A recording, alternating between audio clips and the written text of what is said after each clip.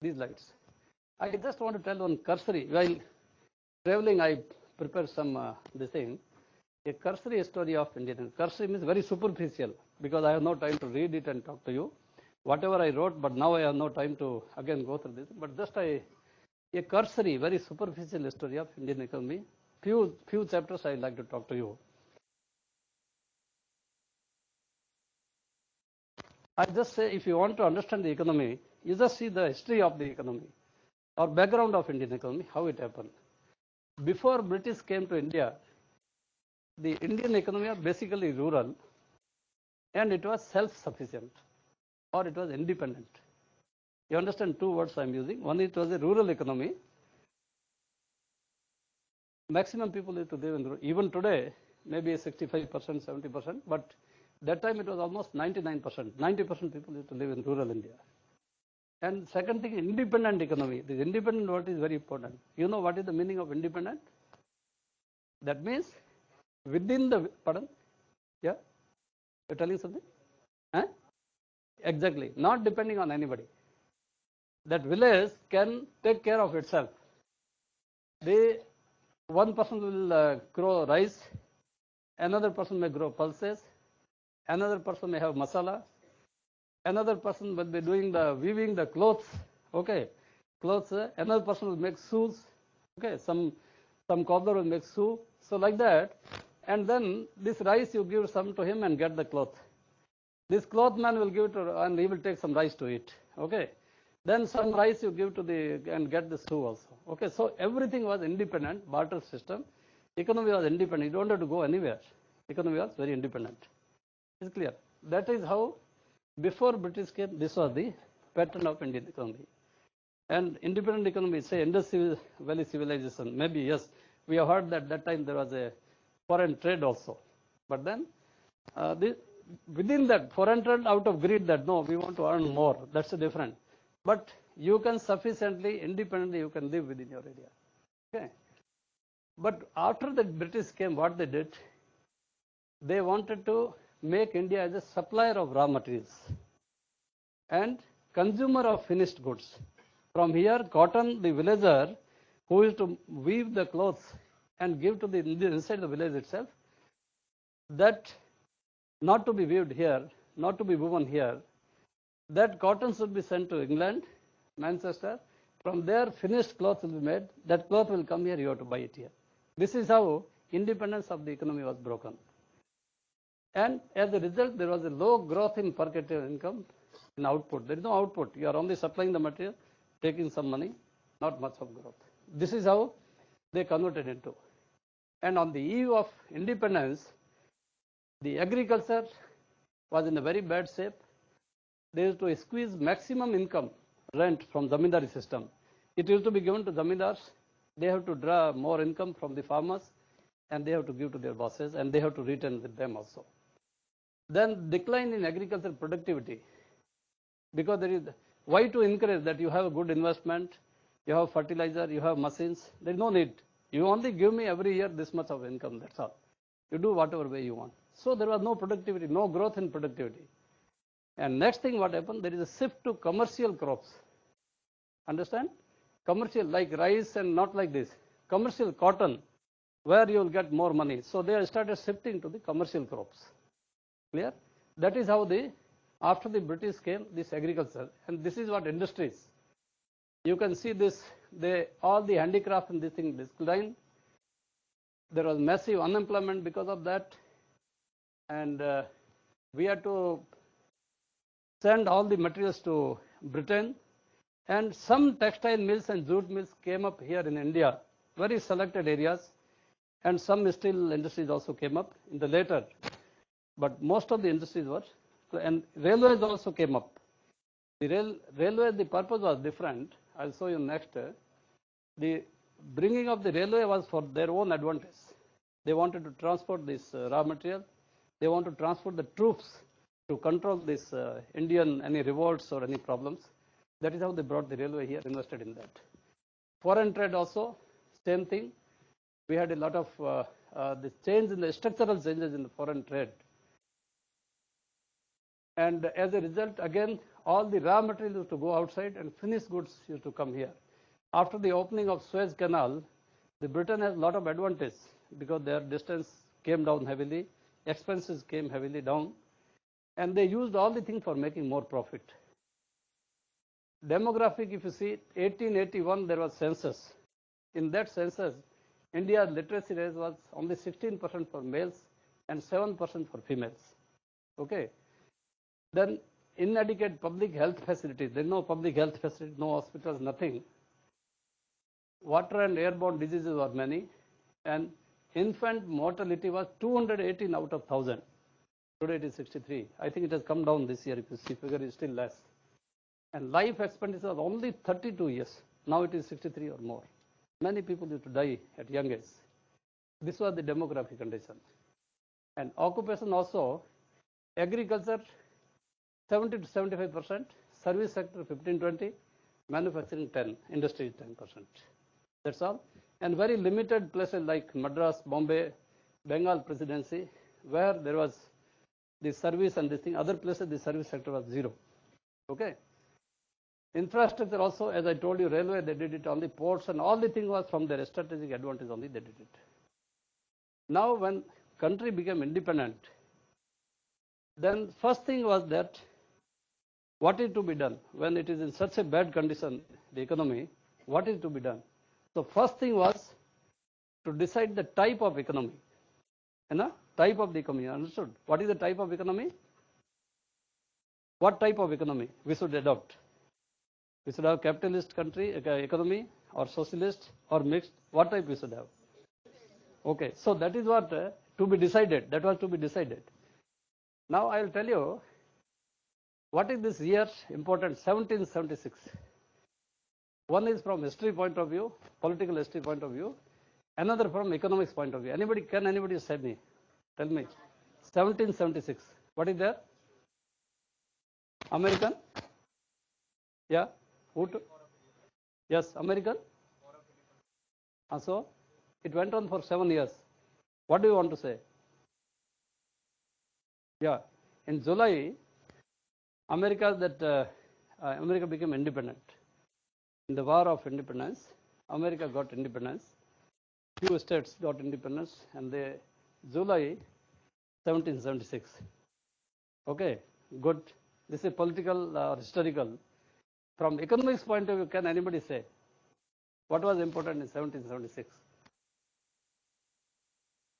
Pardon? There was one book was written. See, when I am telling you, it's very important, as important as the American War of Independence. One economics book was written. Can it be so important? That book, name of the book was The Causes and the Nature of the Wealth of Nations. It was written by Adam Smith. Okay, he is called as a father of economics. Okay, you know, this was written in March. 13 March, this book came out. Okay, he is a Scottish philosopher and economist. He wrote the book. Now I want to tell you why I am telling it is so important. See, when this book came out, copies of this book also went to America everywhere. Europe, America, everywhere it went. People read it. And Adam Smith says, laissez-faire, that is, economy should be totally free. You should leave a person totally free. Don't control. Leave it free. Market will take care of itself. If you leave, nobody intervenes, then demand and supply will take care of itself. Anybody has economics? Or I'm telling you very briefly, you don't need to have a specific knowledge of economics. The demand and supply, that is, you have a demand of the clothes, particular clothes, suppose cotton clothes, more demand. Everybody start wearing cotton clothes today. Then what will happen? Demand for cotton clothes will go up. So the prices will also go up. When prices of cotton clothes go up, then what will happen? Many people will start producing cotton clothes. Okay, and as a result, okay, supply will be matching to your this thing. So what he says that market will take care of itself. You don't interfere. You leave the people free, market will take care of itself. That is what the Adam Smith. And American people said this is very good theory. So we will start that. That is what? That is the capitalist economy. You understand? So capitalism, the growth was from Adam Smith. I am asking you that from long back, the socialist system and capitalist system, which started first, socialism or capitalism? Huh? Socialism? Capitalism? Why? Why not socialism? Socialism was there long back. Which one?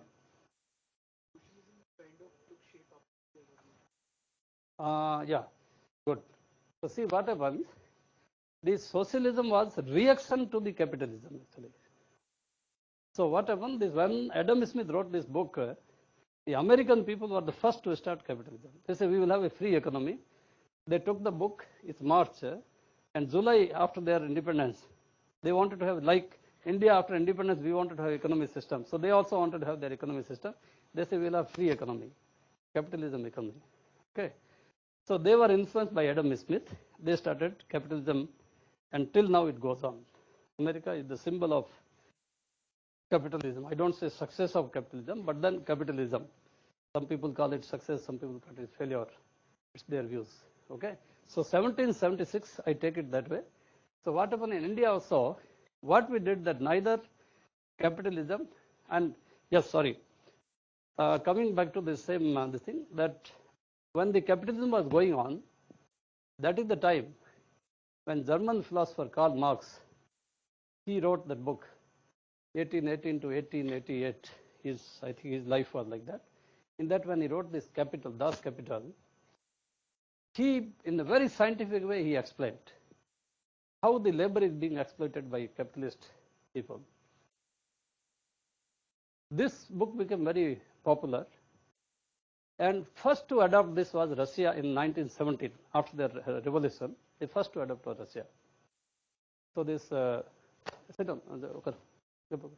Sit down.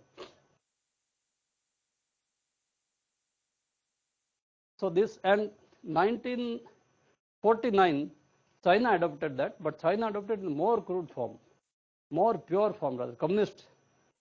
In the pure communist form, the China started in 1949. Russia in 1917 as a socialism, but China started as a communism, which is a purest form of what Karl Marx wanted. But they could not succeed. They went on up to 1985. 85 they started open door policy. Open door policy, which is nothing but socialist capitalism. That's all. What do you call it? It's like Indian mixed economy, almost like that way.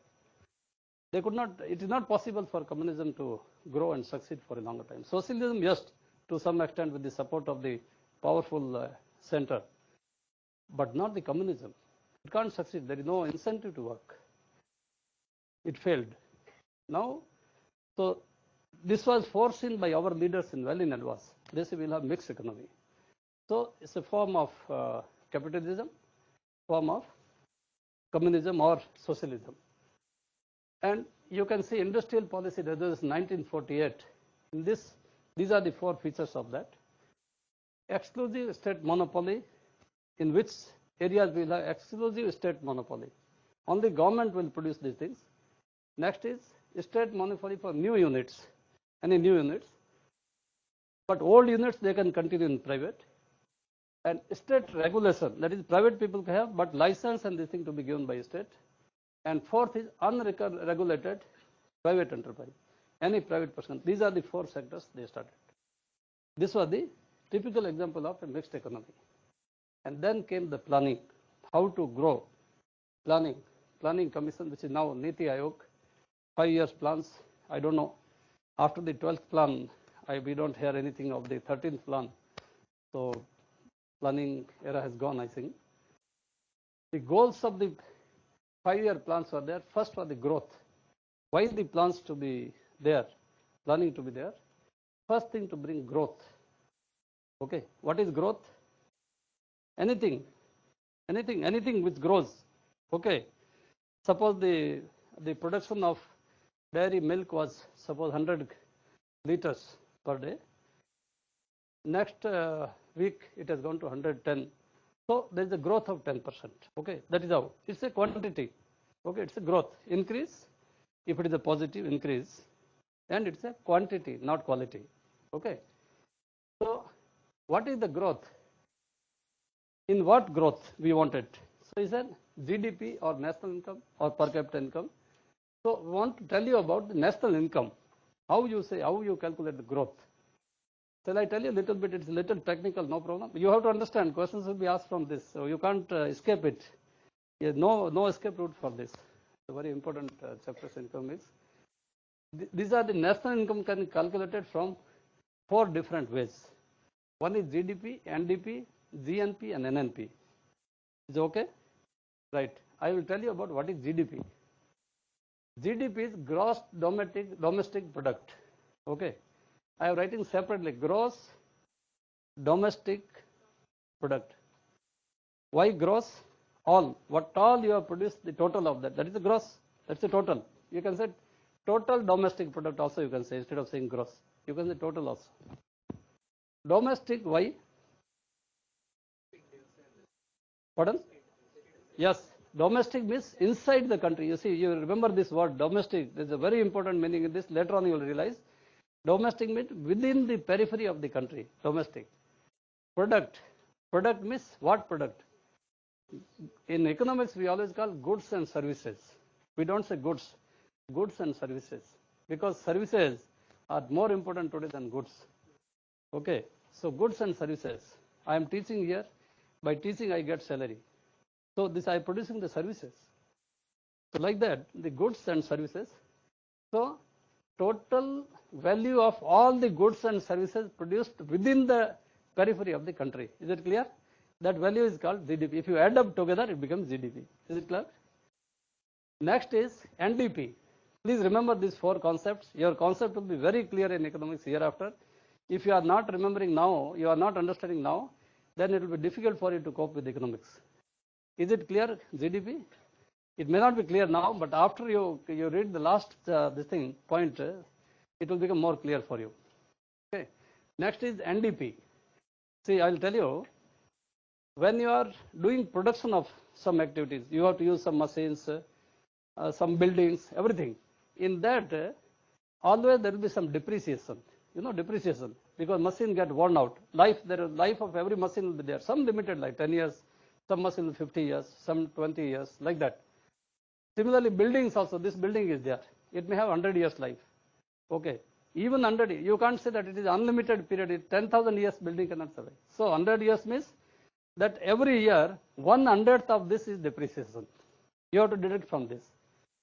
Except human being, we don't cause a depreciation for human being, though there is a lot of depreciation, but we don't account it. That's a different. So that depreciation you have to take out. If you don't take out, means you are doing a big mistake. One day your entire machine will go. You have to buy a new machine. How will you account for that? So if you take from GDP, depreciation caused to all the machineries and equipments, everything, then it becomes a net domestic product. Is it clear? Net. It's a net. Okay. Is it clear? NDP. Next is GNP. Gross national product. Gross. In place of D, I have put N. Is it clear? Why? Yes. That means whatever you take income, so many people are, lakhs of people, Indians are working outside. Their income will be coming to us. They send back to home. That is the income. So many things we are exporting outside. That income comes to us. Okay. Similarly, we also send outside. So all these things join together, that income from abroad, if it is added to GDP, it becomes a GNP. That means it is not domestic. Just D is changed there. It is not a domestic product, but this is a product from all outside and inside, both joined together. Sometime, NDP is big or GDP is big? Which is more? GDP. Why? We are adding the income from abroad. Is it NDP bigger or GDP bigger? Hmm? See, GDP is only domestic, within the country total product. NDP is total product domestic plus outside income also is added to that. In India, suppose all the goods and services produced in India is worth 100 rupees and we are taking income from abroad 10 rupees, then 110 become the GNP. Exactly. That is the problem. Income can be negative. But in India, luckily, it is not so because our service sector is very, lot of our technocrats are working outside. So what they send remittances to us, that's very huge. But it can be negative. Your import can be in the negative. Your foreign trade can be negative. Trade balance can be negative. India has negative balance. Balance of payment can be negative also. That you will see later on, what is the balance of payment and what is the trade balance. That are also technical concepts you have to understand later. These in economics, these are all technical concepts. Right from beginning, please understand it properly. If you are missing it one or two, you won't be able to cope with it. Like a newspaper, once you missed it, you missed it. It will be always troubling you, won't understand it. So please understand right now. Am I clear, sir? Last. Am I clear? I presume that unless you ask me, I am clear. Is it clear to you, GDP? No sound? Clearer? Very simple. NDP, next is GNP. That's it. Able to see that distance? You are able to see? Huh? Oh, they have board also. Oh, so much of technical. Yeah. You understood that? Okay. Please understand because these terms will be repeatedly coming and disturbing you. If you are understanding today, once for all, it is clear for you. You may take snapshot or you can take even the note of also, the very brief note of this. So GNP. Next, GNP, if you reduce the depreciation, then it is NNP. Okay. Only four concepts I have told you. GDP, NDP. And GNP, NNP. Very simple. Now I request any one of you, quickly you can define it. What is that? 1, 2, 3, 4. Can you tell definition of this? Very simple language. Yes, please. Yes. You can rise up. What's your name? Black. Yeah. Yes. Did you understand what I told so far? No. See, I tell you, any concept without understanding, why I told you about the before independence, without understanding the background, don't go to the next step. You are understanding the Indian economy, first you understand what was there before the independence. Just briefly, very, nobody is going to ask questions on that, what was it before independence. But if you don't understand that, without background, you won't be able to write later. You won't be able to understand later. Disappointing? Yes? Please. GDP, you tell me. Everyone has to answer. Now, please be prepared. I will ask anybody. Don't say I don't know. I am giving another opportunity. What's your good name? Huh? Vinod. Okay. Please.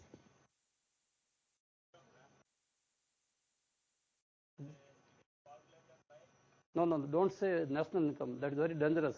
National income, it's coming there next. I am coming to national income. Okay, tell. Yes.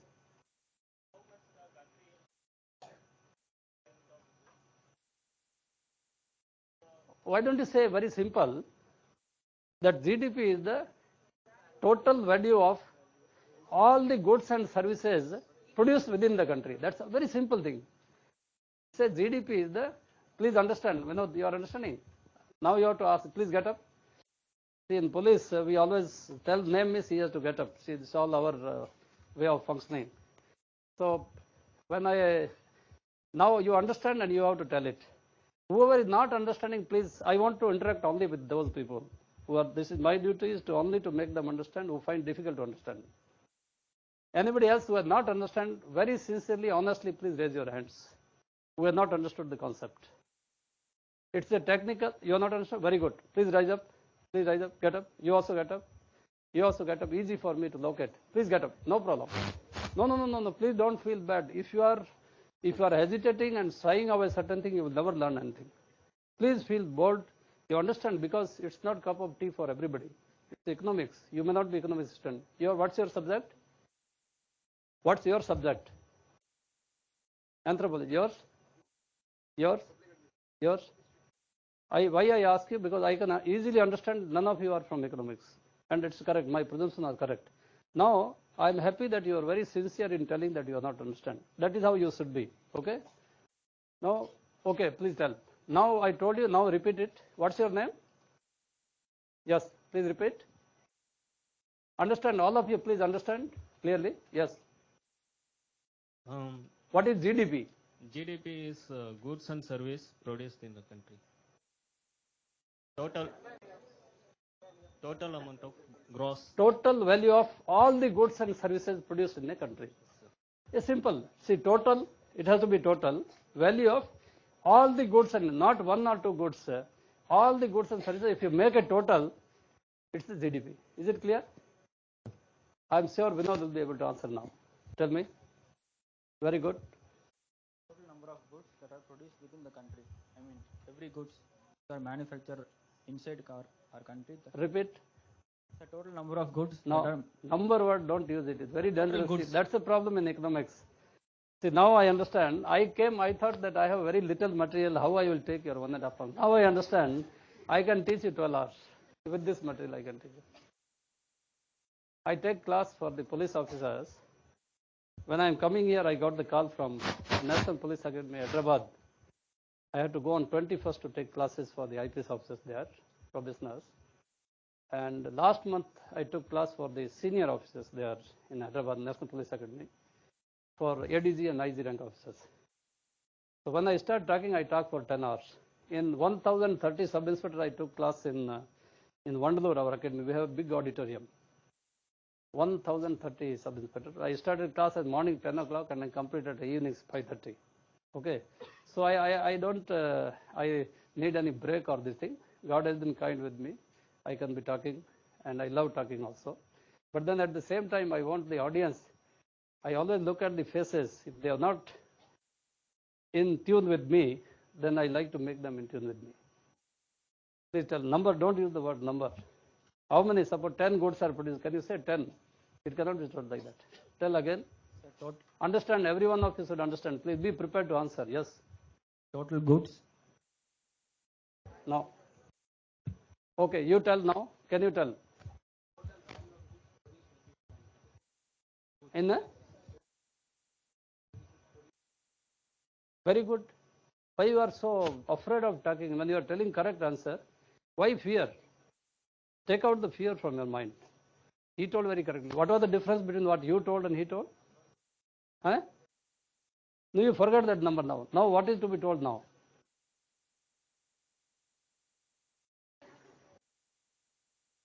See, Vinod, you are coming for civil services. I am sure your parents are forcing you to write that. You are not interested. Am I correct? What did your parents say? Please don't mistake me when I am telling this. I have to call a spade a spade. I don't want to mince any words. I have to tell the truth. You can't be so, blunt and you say, no, I don't know, no. You have to be smart. You have to be fast. You have to pick up fast. How many teachers will tell you? They will simply give you a book, they will teach and go. You will be cheating yourself. You will be cheating your parents. You will be wasting 1 or 2 years, valuable years of your life. Why do you do that? Better don't come here. I am very blunt in telling that. Such a simple thing. I thought I have so many slides. When I started morning 5:45 when I left my house, 5:30, and I completed went to Gudvansari. Then I again read it. I thought, okay, I will be able to go for half an hour or 45 minutes. But now for one concept, should it take so much of time? It's not a big economics. You are not economist and all right. What is your subject? Civil engineering or civil service? Huh? What was your graduation in? BTech? Civil engineering. Okay. No problem. You should be sharp enough. Okay. Please try to understand. See, this is a new field. I am telling you, economics will be haunting you so much. So many questions will come. These are all technical things. And you have to understand from right from alphabets. If you miss something, then you won't be able to come back. It will keep confusing over. Always it will confuse. GDP, what is GDP? You don't know. So, okay, you again listen. Somebody will answer. What's your name? Ravi. Ravi, tell what is GDP?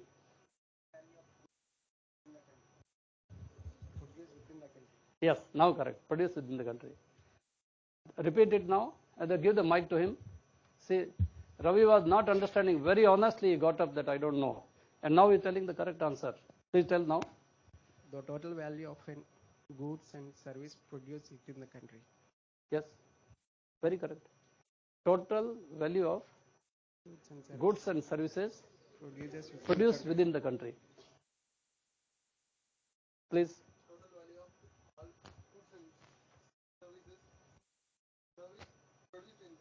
Services, no, services is correct. Goods and services, yes, good. Okay, now you are telling these answers because he told, so you tell. I presume that way. I may think that you are not understood. Am I correct? You are not understood. No, no, no, no. Am I correct that you are not understood it? You are telling, your answer is correct. But I tell that you are not understood. Am I correct or wrong? Wrong? You prove me wrong, I will be very happy. Okay, now to ascertain this, I will ask you, please give an example. Give an example. Any example you give it. Yes. Okay, very good. No, no, no. You don't go to growth. You tell now. You are producing rice till this time, you are correct. Okay. Rice is a goods. I am correct.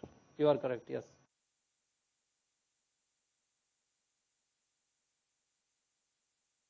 Now I am correct that you have not understood. If you had understood, you should have immediately given the example. Okay, rice. Let us take example of rice. Anybody can give example? Any one of you? Yes, please. What is your subject in graduation? No, then you don't talk. Somebody else. It's economics. Yeah, that's what I am telling you. Since you study economics, I don't want you to answer. Somebody who has not studied economics should answer. You?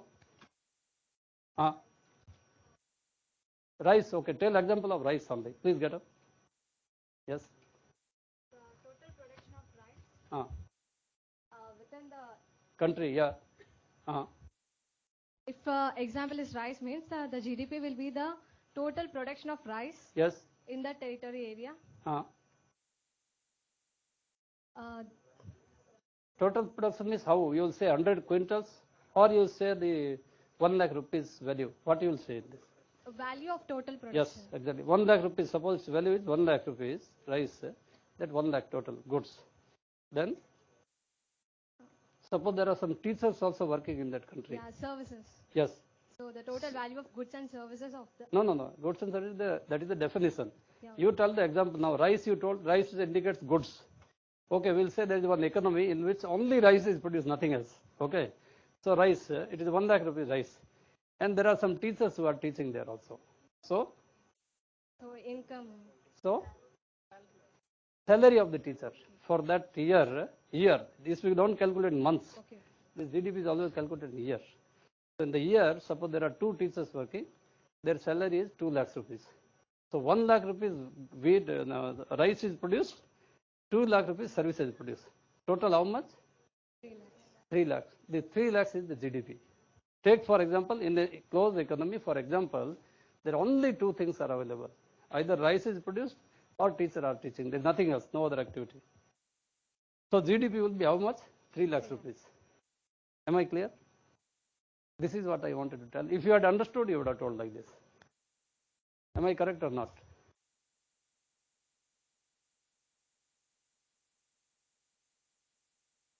Vinod, give some other example now. Pardon? Pardon? Can you repeat that? No, no, no. I can't repeat. I won't repeat. I spoke very loudly. Stentorian voice. Stentor was commander in Julius Caesar's army. That time there was no mic and public address system. So Stentor was the fellow who used to speak the loudest. So any announcement to be made, he will call a stentor. He will tell and a stentor will talk. So everybody will hear it. So I spoke in a very stentorian voice. You can't make me to repeat. You should repeat. Okay, please sit down. Okay, I think that, see, I tell you my frank assessment, you should not mistake me. I was a little too optimistic about the whole thing. But see, you have come here for preparation to get selected for the civil services. And I tell you, civil service is not that easy. Not that easy. If this is the kind of way you pick up, I don't think was there any difficulty in my communicating to you? Please tell me. I think I was talking I was a teacher, I was a very popular teacher. In fact, while teaching, I was the head of the department in second year. My junior is now Rajasthan Public Service Commission member. And second junior to me, who was my department, he is now vice chancellor of Bikaner University now, there in Rajasthan. I landed up here. And my class, I will never carry notes or books or anything when I was teaching. Many of my students are Group 1 officers in Rajasthan. So I don't underestimate myself because I have proved for so many years in teaching. Please don't think that I am underestimating you or you are new. When did you join this course? 10 days ago? No problem. But I hope you agree with me that it was such a simple concept, and I expect everyone is to pick up very fast. It's not a very difficult. Is it so difficult to understand? The gross total, 3 words, that's why I have written. Gross domestic product. Gross means total, product is product, domestic means only domestic, within the house only. What is the difficulty? Product is goods and services. That's the product. And you have to only tell value, you can't say number. Rice means you can't say 10 kg rice. You have to only say 100 rupees worth rice. Value, it has to be always added in value. Is it clear now? If you are understanding this, so your teachers don't have to waste so much of time to teach you this all basic details in later on. Now you understand, it will be easier for them to further go ahead with the advanced chapters on this. So GDP, NDP, can anybody tell what is NDP? What you take out? Yes. Yeah, Tamil, okay, no problem. National net national product, sir. Yeah. So is national outside the country, sir. No. I'm talking NDP. That is second concept. Net domestic product. NDP. It means total, sir. So we should eliminate depreciation because it may vary from year to year, sir. But you are talking English. You told me. I thought you will talk in Tamil. GDP ல என்ன எடுத்தா NDP வரும். Depreciation. Very good. அதே English தான் பேசுறீங்க. Year to year Okay. change out, sir. So we should eliminate. I think he took good care of me. He knows that I am non-Tamilian, so I may not understand. Thank you. So, okay, next, going to that. GNP, from outside income also, if you add it, it may be positive, it may be negative also. Okay? And then depreciation rate, it becomes NNP. And NNP is the national income. What you read always in the newspaper, national income, growth of national income, this is our national income. That is NNP, nothing else but NNP. I request you today, before you go to sleep tonight, please understand this concept again. This will give you a lot of confidence in understanding economics. Very simple concept, but everybody, this concept will be haunting your mind every time. Please make yourself clear so that again, nobody should say that you don't know this concept. So NNP is nothing but national income. So national income is, it is the total earning of factor owners through the production of goods and services. Now, if I tell you factor owners, now I think it will be difficult. I am going too much detail. I will not do that. And when there is a national income, how do you get per capita income? You know per capita income. What is the per capita income? What is capita? Capita. Why capita? See, capita is a Latin word. It is a capitus. Latin word is a capitus. C-A-P-I-T-U-S. Capitus is a Latin word. Capitus means head. Head, okay? So when you say capital punishment, you would have heard that, no? Capital punishment. Hanging punishment. That is called capital punishment. In capital punishment, head is removed. earlier the head used to be removed. That's why it is called capital. Capital city. Chennai is the capital city of Tamil Nadu state. So it is the head city of the head. So capital is head, per head. So we can say per head income or per capita income. Okay. Every concept I want to make it clear, at least, okay, whatever I talk to you, I want to make it clear. So how to get the per capita income? Suppose the country has got total income is 100 rupees. This class has got a total income of this class. This class is a nation, let us say. Example, economics we always take examples. It is a nation. In this nation total there are 200 students, 200 citizens. And total income of this nation is 200 rupees per year. So what will be per capita income? 1 rupee. You divide by 200 per capita. Is it clear? Vinod, clear? Very clear? Tell me how to take out the per capita income. Explain.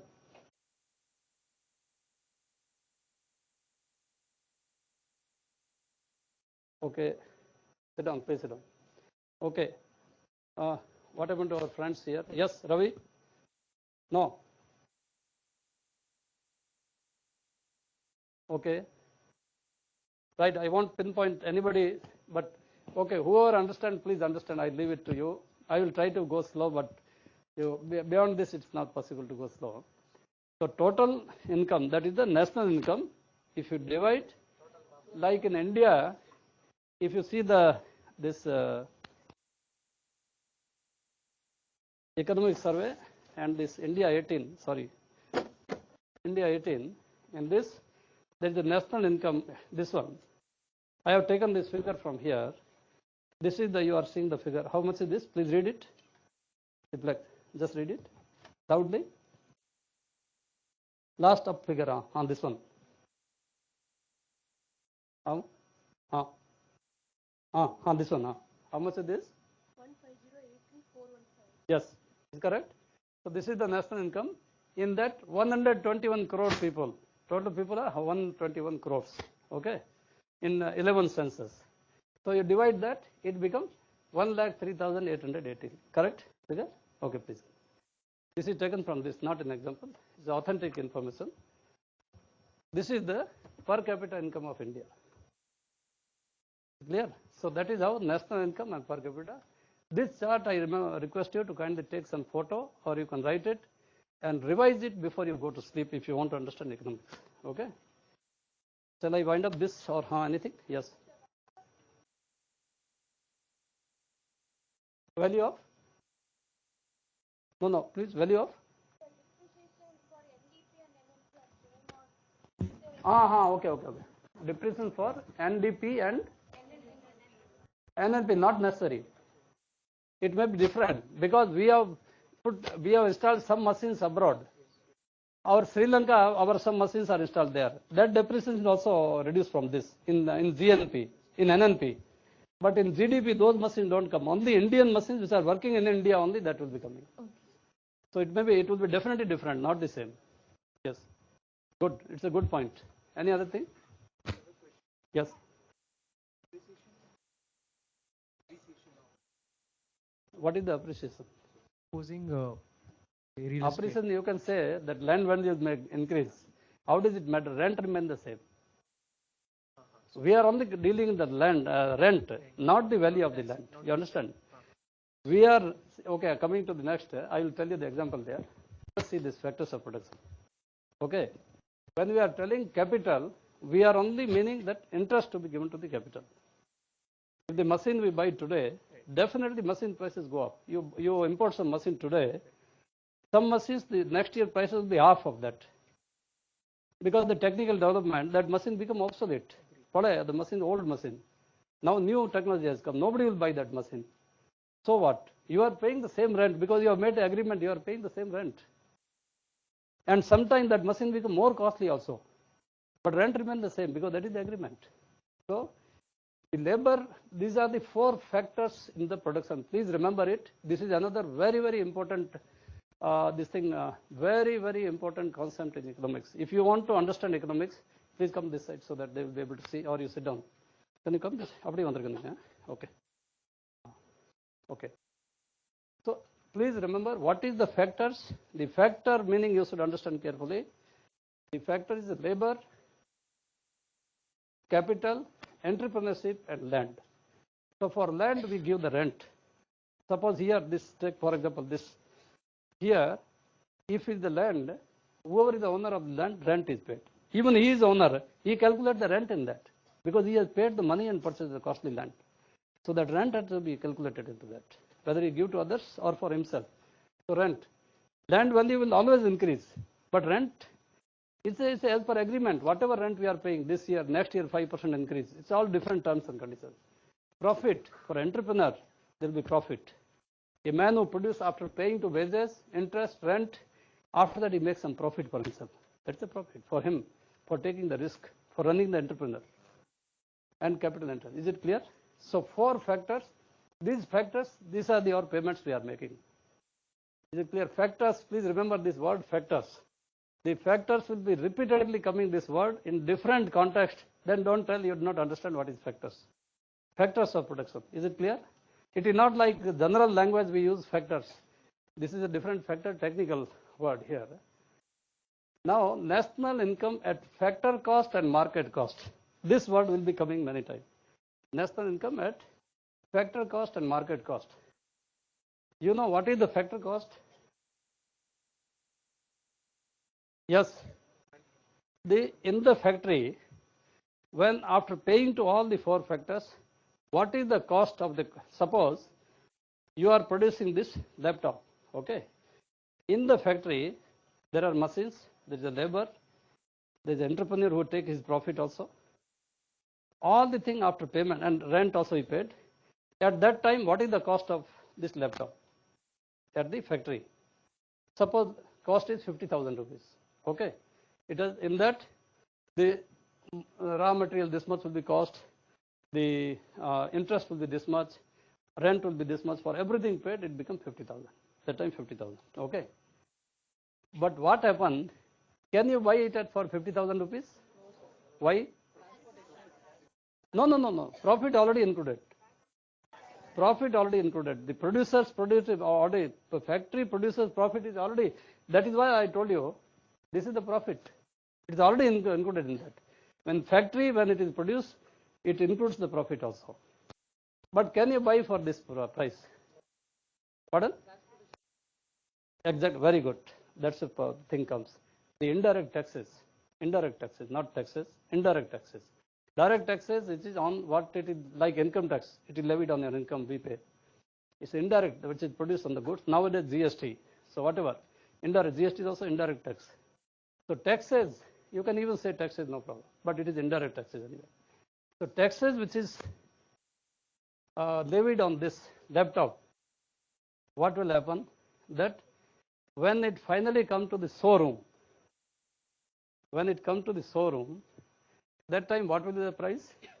This 50 may become 60,000 because that time 5,000 would have been a tax on this. Government would have put, earlier was excise duty, now they may have GST, okay, the tax. He may also charge some profit from his side, seller, showroom the thing. So what price it is being sold at the market, that is called market price, okay, and what price it is given by factory, that is called factory price. Is it clear? Or ex-factory price. So factory price, market price. In India, they don't write factory price. They write MRP. That is where the fraud goes. Some countries, they are very particular, they have to write ex-factory price. Okay. So the factory cost, market cost. Same thing, factory price, market price. Please understand this concept. If you are understanding properly, economics will become very easy. If few concepts, if you understand clearly, then economics will become very easy. Otherwise, it will be very difficult for you.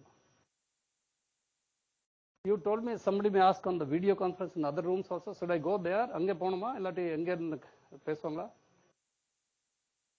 Yaar iduvarigu kekala? I hope they are understanding, they are listening. So many chairs are vacant there. Leave it, let me talk to this class only. Okay, no problem.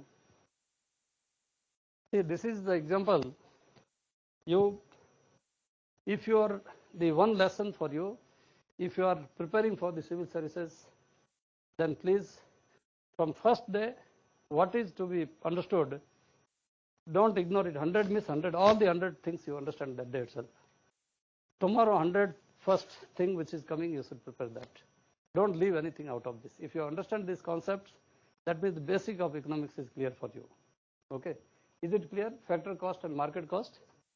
Many times you'll be reading in the newspaper that GDP at factor cost, national income at factor cost. That time you will not understand what is factor cost and what is market cost. So better understand it. Yes. Tell me. How can it be the same? It cannot be. Impossible. The taxes are added in that. No goods is produced without taxes in any country. There are taxes. You take laptop, I gave you the example. Yeah. Yeah. But when it comes there, they add on that GST 5,000 rupees. Market. Factory price is 50,000. But factory, it left the factory. That time, what price they gave it? When they loaded in the truck to take it to lorry, load பண்ணிட்டு அனுப்புறாங்க. அந்த டைம்ல what is the price of that? அவங்க கொடுக்கும்போது 50,000 கொடுத்துட்டாங்க. அதில் they included their profit, everything. But that price you cannot buy. No, not profitable. Profit is included in that. No. Factor cost includes profit. Profit of the producer, not the profit of seller, sub-seller, all the things that is not. Later on, anybody can make profit. You can buy a laptop and then you can sell to some friend. Again, you can add 1,000 rupees in that. அது மாதிரி add பண்ணிட்டு இருப்பாங்க. So factory price in the factory, when the producer has included his profit also, that is the price of that. But when it come out, that time GST has to be paid. GST is added. Is come to the market. So taxes are included. Any other later on commitment will be added to that. That is the market price. Understand? Clear? Okay. Shall I go to next? Yes. Pardon? Yeah. Correct. What? Please repeat. No. See, good. Don't use word. One place you are using price, another place cost. So you better use the cost or price. Both one word you use it. Same word. From the outlet of factory, the goods has to go to the market now, sir. Mm-hmm. So the market entrepreneur will purchase the goods directly from the factory. Mm-hmm. So the factory price means the market cost now. No. The taxes are not included in that. Price and cost is the same here. Here, they don't confuse with the price and cost. It's the same. It's the same thing. So, the factory cost or factory price, which include wages, the rent, the interest paid to machines, and also his profit, producer's profit, all the things included, and goods have come out, 50,000 rupees rate. This is the factory price or factory cost. Factory price, factory cost, same thing. Okay. But when it is loaded in the truck, load பண்ணும்போது அதில் GST போடுவாங்க. அங்கே 5,000 rupees GST போட்டது. அப்போ அங்கேருந்து வரோம், அங்கே மார்க்கெட்டுக்கு வரோம், ஷோரூமுக்கு. So 55,000 rupees. That is the market cost or market price. Anything you can say. Clear? Okay. Any other doubt? Yes?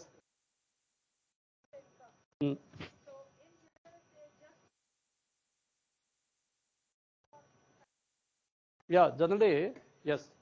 Generally, when you are using the word NI, you say national income. National income, generally we don't use the factor price, or in this we don't use. National income is national income. Only thing you have to use the national in constant price or current prices. That word you have to use, national income. National income when you are using, that means we are calculating the total income of a nation. In that you have to say whether you are telling this income in constant prices or current prices. That is another thing. You see this, you would have seen that. Please take out again. See that? In that, Yes, you see that? That one is black. It is in, you are seeing below this, what is written this?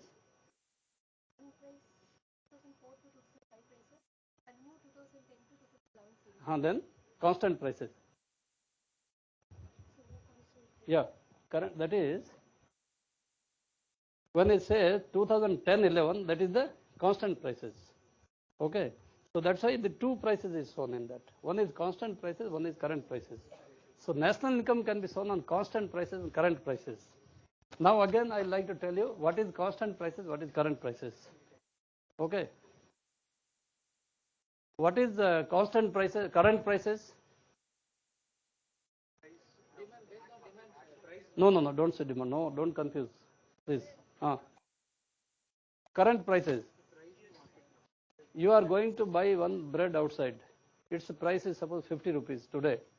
It's a 50 rupees current prices. That's it. You gave 50 rupees, you bought the bread. Sandwich you bought it. That's it. And what is constant prices? There is no? No. That's not constant prices. Yes. See what happened.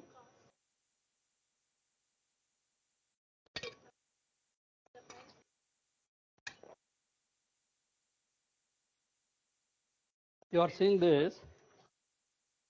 When you are seeing current prices, national income is so much high. Constant prices, it is small. Why? Exactly. Because what happens? When you take out inflation from the any price, that is the constant prices. Take out the, because every time prices are going up. Okay, I will tell you example. Please understand this. Constant price, these are the basic terminology in economics, which you understand, it becomes easier for you. I tell you very briefly that suppose you are buying one sandwich in 2010-11. It was what? 30 rupees. How much? And today it is 50 rupees. Okay. Now if we 2010-11 we take a constant price, that is the price. At that rate we equate everything. So that rate, whatever now expenditure, if you equate with that, then today's the bread you purchase outside or sandwich you purchased, it's a current price you paid 50 rupees. But constant price if you say it is 30 rupees. It's difficult. Now say, it may be a little difficult for you to get into your head, but it is true. So constant price in India, first it was 2004, 2005 was the basic price. That is called basic prices. Now basic year has been changed to 2010-11. Basic year. That is called basic year. So base year has been saved. Base year has been changed to 10-11. The reason is that because many times we have heavy inflation. Price increase is so heavy. Say for example, I will give you another concept. One is monetary income. Just understand. One is monetary income. Are you all from Tamil Nadu or anybody from outside also? Outside Tamil Nadu, kai toge? Please raise your hands. Okay, very few. Okay. See, can I explain to you in Tamil, if whatever little Tamil I know, because to make them understand everybody, the real income and monetary income. Just example, real income, monetary income. Real income, say, we say that, in Mughal period, if you have 1 rupee, you will be able to run your life for 1 month. Okay. 1 rupee, that time they have to call taka. So 1 taka, 1 month is sufficient with 1 taka to run the life. Today 1 rupee you cannot do anything. Even water you cannot drink. So what happened? And that time, the income of a soldier working in Mughal army for per month was 2 taka, 2 rupees only. Okay. In 2 taka, what was possible to purchase that time? Suppose 1 quintal of rice, 1 quintal of this dal, ghee, everything, oil, everything was to be purchased in 2 taka. Now what happened, from 2% we have got 1,50,000 rupees salary of a soldier now. 50,000. That time 2 rupees, now 50,000 rupees. Okay. Increase is 25,000 times. How much time? 25,000 times increase. That is in the monetary income. What is that? Monetary income. And real income, that is how much you are able to purchase that time. What are the purchasing power of that money? Same commodity today, how much money you will be able to purchase. That is the real income. Suppose you are able to purchase this much only today, then 50,000 equal to 2 rupees only. That is the real income. Little more, then okay, you say little more. 10,000 is equal to that 2 rupees, then okay, 10,000. Now our real income increase is only 3 times more. Only 3 times or 5 times more. That's all. Not 25,000 more. Real income. Understand? When I joined as a ASP, as a IPS officer in the beginning, 85, our basic salary was 720 rupees. Basic. And total we have to get 2,100 rupees. That was the total salary. Today it is more than 3 lakhs rupees. But I tell you, what we were able to purchase in that 2,000 rupees and what we are buying today in 3 lakhs, difference is only little bit, not much. Not very big difference. Because the real income remains there. We have to compare the real income. How many kgs of vegetables, rice, everything I was able to purchase in 2,000 rupees that time. That much commodities, இப்போ purchase பண்ணா என்ன cost pay பண்ண வேண்டியிருக்கோம். That is the real income. You understand? அதோட அதிகமா இருந்தா தான் extra income இருக்கு. இல்லாட்டி same income. In monetary income it has increased so many times, but real income remains the same. You understand? Because that is the inflation. Price rise. Prices increase ಆಯ್ತಿನ, when prices have increased, commodity become costly. You may see that, oh, so much of money. I went to in 1994, I went to an UN mission, United Nations mission. We 5 officers from India, we went to African countries, Angola. We went to Angola. Angola's currency is the konja. So, can you believe, to buy 1 kg, we are vegetarians, so we wanted to buy 1 sandwich. You know, 1 sandwich was costing 10 million konja. 10 million konja. That is the inflation there. The konja has become so cheap there because there is no value for konja now. So if you take dollar, they will immediately accept. But konja, they will say, no, give 10 million. Sometimes they will say 15 million rupees, 5 million more konja, 5 million more, just to buy a sandwich. That is the inflation. Price rise.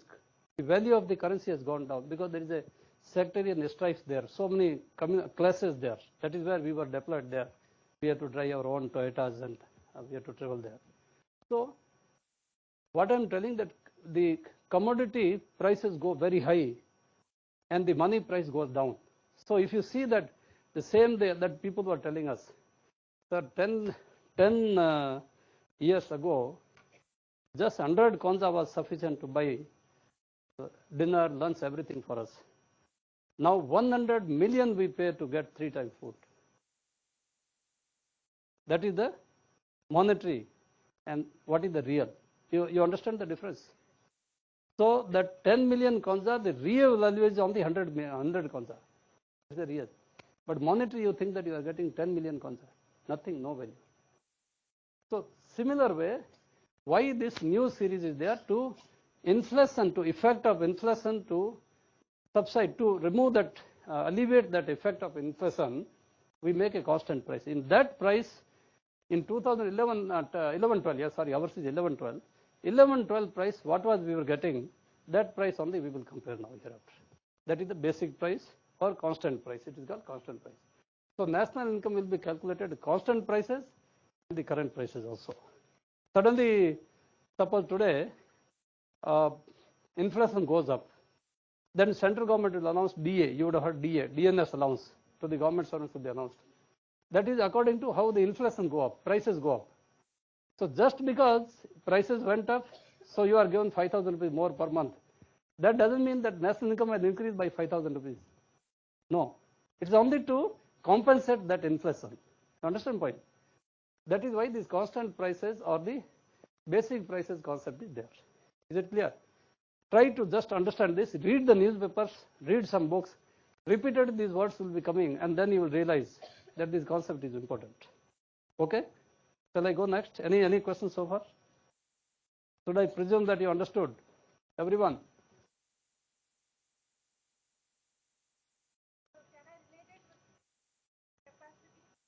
Same thing, same. Purchasing power, that is the constant price. That is the real income, or that is the real price. Purchasing, in fact, that is the correct word. The purchasing power, if you say, that is the correct word to explain it. What is your purchasing power? 2,000 rupees, what was my purchasing power when I was ASP? Today with 3 lakh, what is my purchasing power? If I was able to purchase, suppose, 10 quintals of rice that time, what is the price of 10 quintals of rice today? If it is 3 lakhs rupees, then purchasing power is the same. That 2,000 rupees is equal to the 3 lakhs rupees. No increase. My real income has not increased. Though the monetary income increased, but real income has not increased. Correct. This purchasing power is the correct word actually. I thought I should not be talking too technical. Yeah, what is your background? Okay, anyway, good. Shall I go next? Anything else? Now there is one GVA, one concept has come from 2015. Gross value added. Now this value addition, value added tax, all the things were there. Now everything merged in GST. But value added, every stage of production, what is the value added? For example, this laptop was produced in the factory. He has paid for the factors, 5 factors, 4 factors. What price he paid, including his own profit, he paid 50,000 rupees. Okay. In that, what is the cost of all inputs and raw materials? What does he actually had to pay to others? What he has paid to others? He would have paid for this steel, he would have paid, that computer parts he would have paid. Paying all the things, whatever left out, that is the value he has added. Because what he has paid, it was their price. What he has added, that is the value added. At that stage, this is the value addition. Value addition will be a big chapter which you will be reading in economics. Every stage there is a value addition, and all the value addition, when total together, it becomes gross value added. That is also one of the way of accounting the income tax, national income. Okay, this concept I won't discuss much detail now, because again it will take you a lot of time to understand this. So value added, just this word value added, I suggest you can go to Google, you can read in some dictionary, you can read some books. What is value added? How to calculate the value added, and how to count the value added. This thing you can see, because repeatedly this thing will be coming hereafter. Next is it clear so far? 3 sectors of economy. This also you have to understand carefully. These are all basics if you want to understand economics.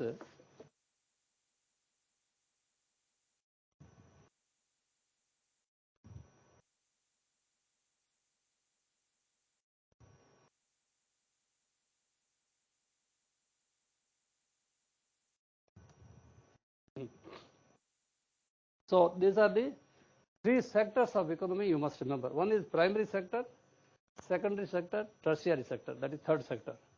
Okay. What is the primary sector? We call it agriculture sector also. What is this sector? Now please understand it carefully. Many people, they do MA, PhD in economics, still they are not able to define it properly. What is primary sector? I will tell you. I don't expect you to be knowing, but understand it. Primary sector is the sector which uses the natural things available, natural thing available in the nature as it is, it uses and earns the income. That is the primary sector.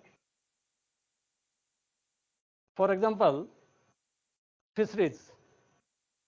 You take the fish, you do fishing from the sea, bring the fish, sell it.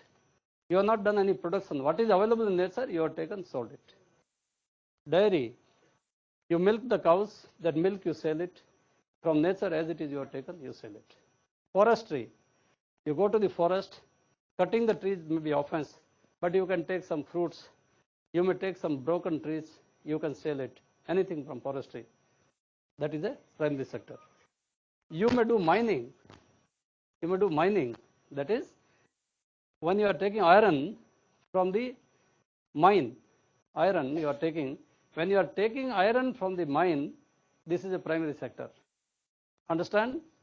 When you take iron from the mine, as it is, digging பண்ணிட்டு iron நீங்க எடுக்கிறீங்க, on the primary sector. It is not agriculture. That's why I told it is called agriculture, but it is generally primary sector. Not all are agriculture. Mining is not agriculture, but it is the primary sector. So you take iron.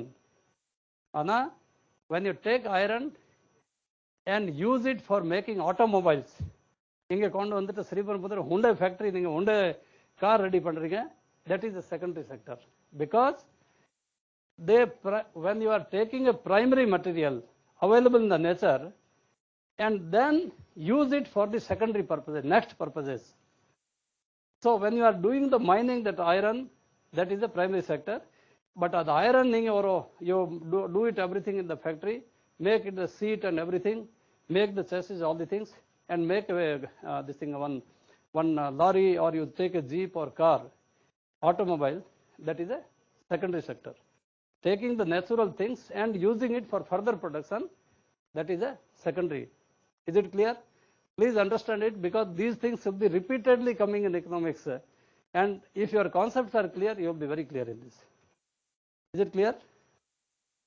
Everybody? Okay, anybody can raise hands if you are not understood. Yaar puriliya kai tugla? No. Everybody understood? What a surprise. Then tertiary sector, third sector, is the service sector, where no production, physical production is not there. Neither from the nature nor from natural goods, again further goods are produced. It is on the service sector. Like a teacher is teaching in the class, service sector. You are doing as a computer engineer, you go and make softwares and you get salary, service sector. Okay. I am doing the police service, that is the service sector. Okay. So this is the tertiary sector. Is it clear so far? Please, it's very simple. Keep it in the mind. Okay. Should I go next? Oh, sorry. Press technical. Anybody can? Yeah. Now, okay. Just see in India what has happened. Very interesting. I have taken the chart. When the 1950, the red is the agriculture. Okay, primary sector. And blue is the tertiary sector, and green is the secondary sector. Okay. Secondary sector has not crossed 30 or 33%, it has not crossed. It has always remained below that from beginning. You are seeing that. Whereas you see in when the contribution to GDP, total in GDP, what is the contribution of each sector?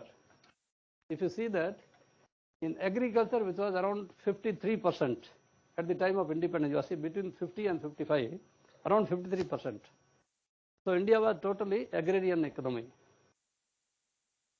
Okay. From there it has come to now only 17-18% only, 18% now. Agriculture. Any country, when it develops, the primary sector's contribution in income comes down. Secondary sector increase to some extent, then remain constant. And tertiary sector only increases. Clear? Any country you take, Germany you take, England you take, all were primary economies earlier.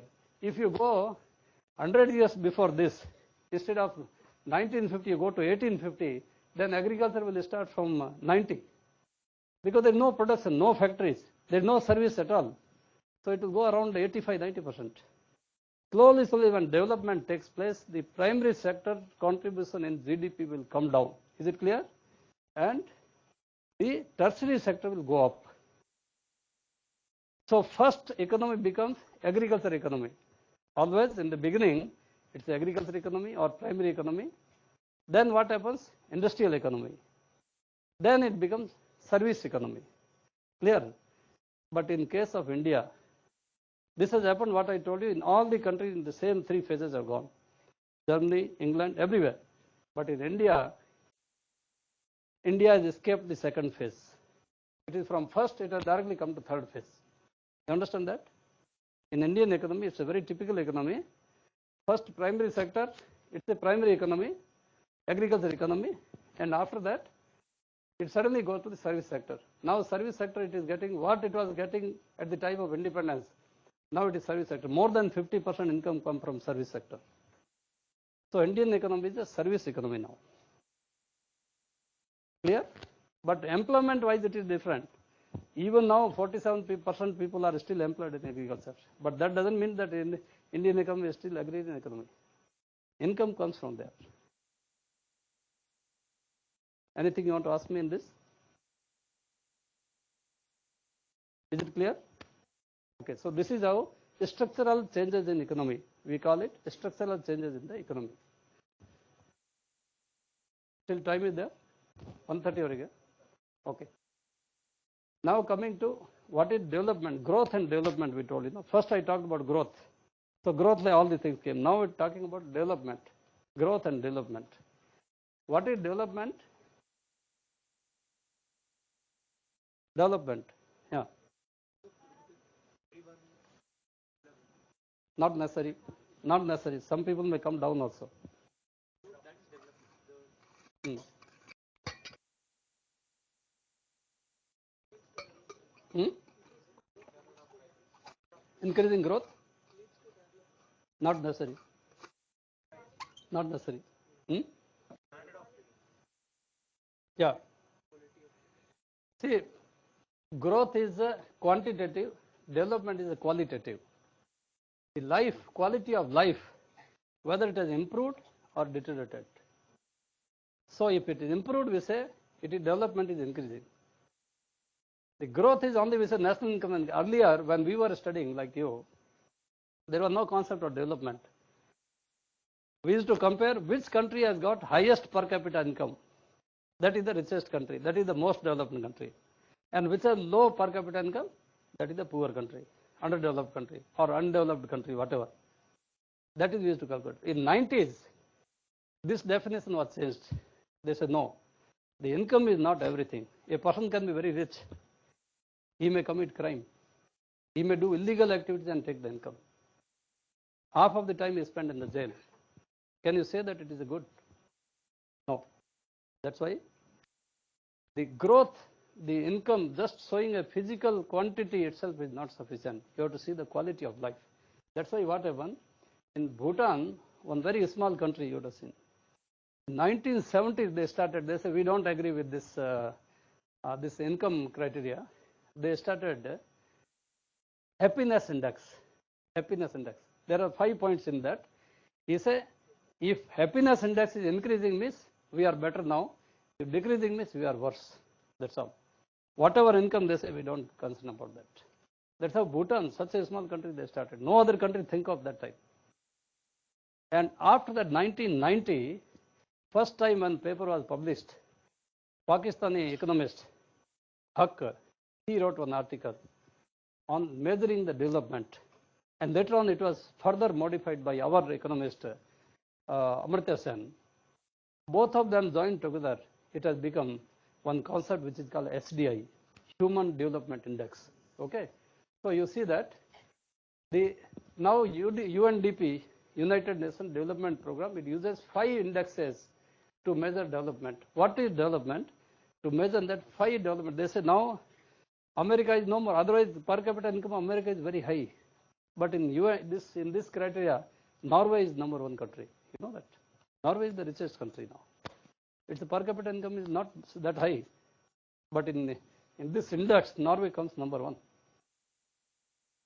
Because they say, you understand point? Anybody can, a thief can earn a lot of money. Person who committing theft also, he may commit. He may earn more money. So the money is not the only criteria. Happiness of the life. So UNDP started using 5 indexes now, latest. First they started only with SDI. Even now SDI is the main, but they are using total 5 indexes. Main is the SDI. Okay. What is the SDI? Human Development Index. It's the average of 3 things. Life expectancy index, education attainment, that is knowledge. First is the health. Life expectancy, it is health. Second is knowledge, how much knowledge you gain. Third is what is your income. See, income is also necessary. If you don't have income, see, money is not everything, but money is also something. You can't say money is nothing. You can't say that. Money is not everything, all right. But you can't say money is nothing. That is not true. So money is also something. Why we are working today? We get salary. You can't be simply go and have a puja in some temples and you can be sitting, you don't want to earn anything. That's not possible for everybody.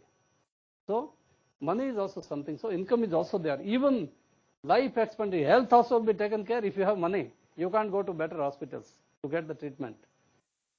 You can't go have a good education in the good education institution unless you have money. So money is also there. But money is given only 1/3. Each 1/3, 1/3, 1/3. So understand how they have HDI they have formulated life expectancy. That is how long you are living people in that country. If your longevity, see otherwise how to measure the health? Tell me how to measure the health. Suppose you say health, how to measure health? I am asking you. How long you are, see, generally if you have to, from bird's eye view, you have to see, generally how long people are living in that country. If you are sick, you can't live long. Somewhere you will die early. So if the people are able to live longer, that means they are healthier. That's, see, ultimately some criteria has to be made, so this is simple criteria. Knowledge, education attainment, how much education they are able to. Some are dropouts, some are illiterate. So how much it is there? Then what is your income? All the three joined together, 1/3, 1/3, 1/3 is given. And this is how it is prepared. Now, see, this is little technical, but I tell you, you see the preliminary, this thing, your last 5 years question paper, you can see. At least in 5 years, 3 years, it would have been questions would have been asked from this index. And in the main exam, definitely without this, you cannot write the answers. Unless you know the HDI, you will not be able to write answers. They may not directly ask you about this. But whenever you are writing descriptive answers, you have to mention about it. Somewhere mention has to come. That is how you fetch marks. So this index is very important, and how it is calculated, little technical, but you have to know it before you write examination, preliminary examination. You have to know about this. Each index, how it is calculated. This is the this is I have taken from UNDP site as it is. This is their maximum value. This is minimum value.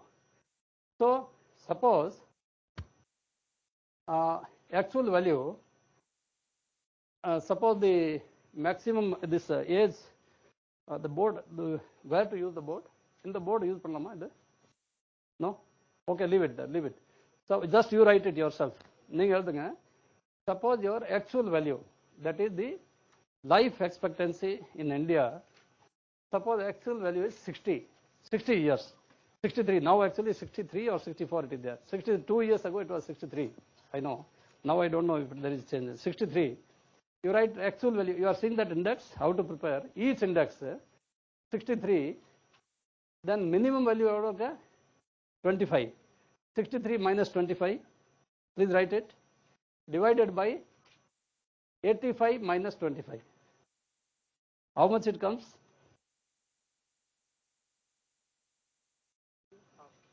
How much it comes? You can use calculator if you want. Very simple.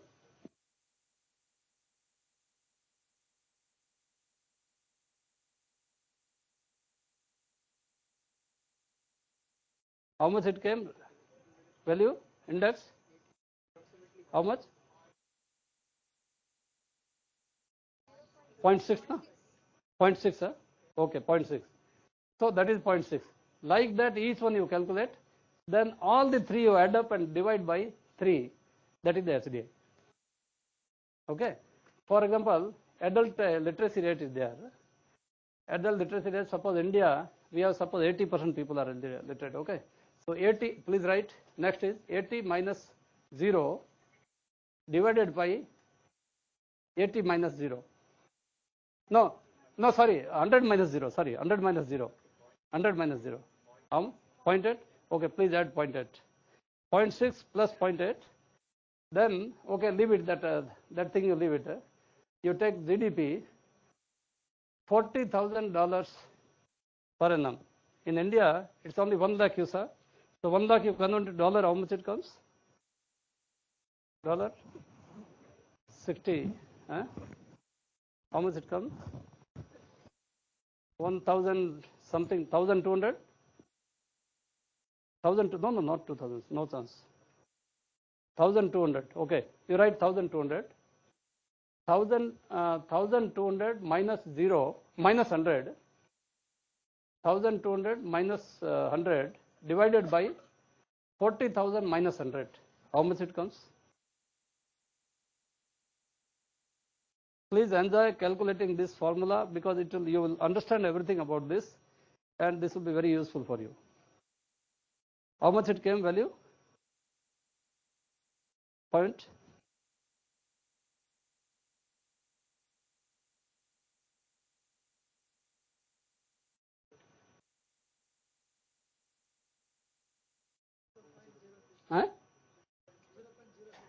Please write 0.027. Okay. Now all add 3. 1.6. Okay. How much it was there? 1.4. Divide by 3.47. Yes. This is the SDI. 0.7. SDI always ranges from 0 to 1. It cannot go beyond 1. It cannot be less than 0. Okay. So 0.4, that means it is a very underdeveloped country, very low developed country this. Up to 499, 0.499, very underdeveloped country. 0.499 to 799, it is a medium developed, and 8 to 1, 0.8 to 1, that is a developed country. That is the 3 criteria of UNDP. This is how index is calculated. Understand that? So this is the SDI.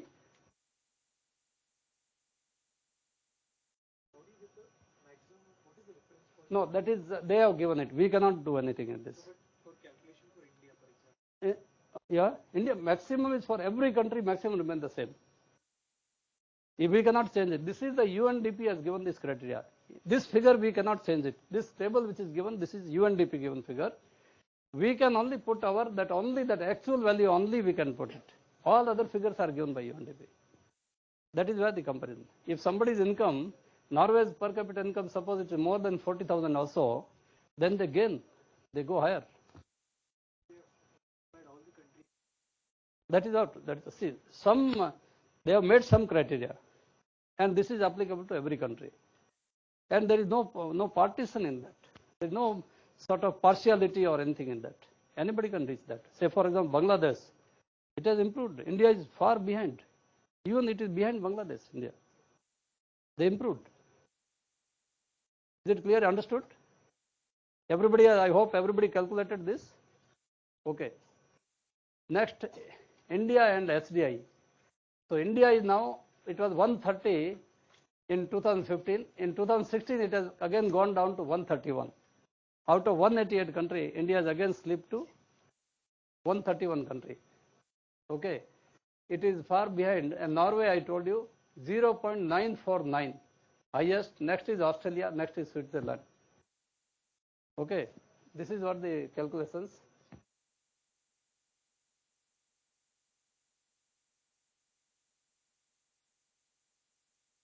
So India has to improve again further. Mainly, lot of efforts. You are seeing that what are all the schemes that Beti Bachao, that whatever program you would have seen, that is basically to infant mortality rate to reduce. To reduce that rate, that will add to the your life expectancy. It will add to that. So all these things is scheme. Similarly, poverty alleviation program. It will increase our income. So again, per capita income will increase. So all the things joined together, it is but the other countries are also doing it faster. For example, when it was started in 1995, India was rating only 0.4, 429 something. Now India is around 0.6 or something is there.